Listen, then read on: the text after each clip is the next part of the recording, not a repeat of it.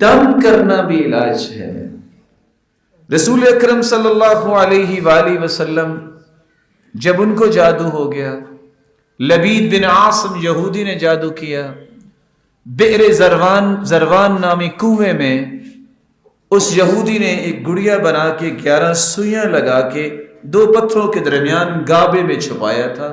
جبریل امین نے آ کے خبر دی، سیدنا علی کو اللہ کے رسول نے بھیجا، وہ نکال کے لائے، 11 ہی سوئیاں تھیں اور 11 ہی آیتیں اتر آئیں، قل اعوذ برب الفلق اور قل اعوذ برب الناس۔ یہ دونوں صورتوں کی 11 آیتیں ہیں۔ ایک سوئی نکالتے، ایک آیت پڑھتے، صحت یاب ہو گئے۔